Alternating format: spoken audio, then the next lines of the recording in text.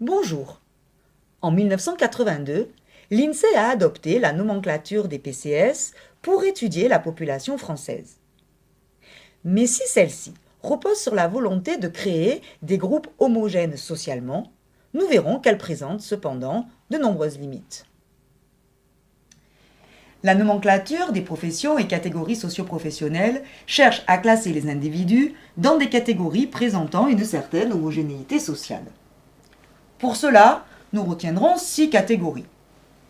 Les agriculteurs exploitants. Ils appartiennent au secteur primaire et sont tous propriétaires de leur exploitation. Les artisans, commerçants et chefs d'entreprise, qui sont tous indépendants, c'est-à-dire qu'ils ne sont pas salariés. Les cadres et professions intellectuelles supérieures. Ils se situent en haut de la hiérarchie sociale. Ce qui les caractérise, c'est leur niveau de qualification élevé. On peut aisément comprendre qu'un ingénieur, par exemple, de l'astronomie spatiale, un médecin, un avocat, aient à peu près les mêmes modes de vie. Les professions intermédiaires. Ce sont des emplois relativement qualifiés. Ce ne sont pas de simples exécutants, mais ils dépendent toujours d'une hiérarchie supérieure. La catégorie des employés. Ce sont les emplois les moins qualifiés qui appartiennent au secteur tertiaire. On parle d'ailleurs souvent d'ouvriers du tertiaire. Enfin, les ouvriers qui, de la même manière, ne sont pas qualifiés, mais appartiennent soit au secteur primaire, soit au secteur secondaire. Le principal intérêt de cette nomenclature est de mettre en évidence les inégalités.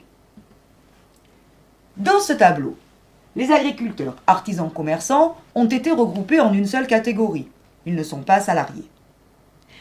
Examinons ce qui se passe aux deux pôles de la hiérarchie sociale.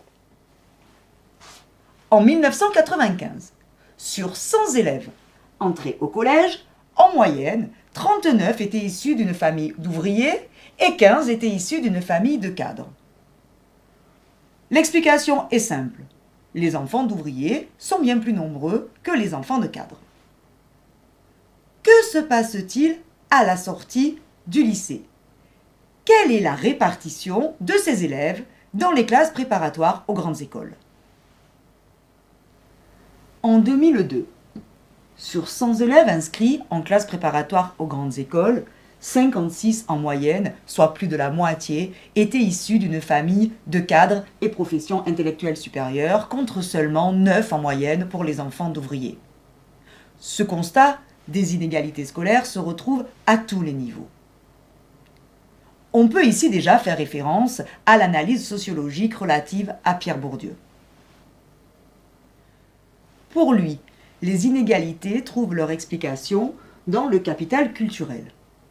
Les enfants de cadres seraient dotés d'un capital culturel en accord avec les attentes de l'école. Ils disposeraient donc d'un véritable privilège culturel qui les place en situation de domination. La nomenclature des PCS présente cependant de nombreuses limites. Il existe des clivages à l'intérieur même de chaque PCS. Par exemple, selon le sexe. À l'intérieur de la catégorie cadre, on remarque que les enseignants sont essentiellement de sexe féminin, alors qu'au contraire, les cadres d'entreprise sont essentiellement de sexe masculin. Cette différence va expliquer des différences de carrière ou de salaire entre les hommes ou les femmes. Par ailleurs, les situations ne sont pas comparables dans la catégorie employés. Les techniciens de surface sont souvent marqués par la précarité ou des horaires difficiles, alors qu'au contraire, certains employés de bureau ont des positions proches des professions intermédiaires. La montée du secteur tertiaire a de plus contribué à brouiller les frontières entre les différentes catégories socio-professionnelles. Par exemple, les métiers du secrétariat sont classés dans les professions intermédiaires. Or, qu'y a-t-il de comparable entre une secrétaire de direction qui travaille dans une grande entreprise, dont le statut se rapproche plutôt de celui de cadre, et une secrétaire dans une petite entreprise artisanale dont le statut se rapproche plutôt de celui d'employé? La montée du secteur tertiaire pose de plus le problème de la moyennisation de la société.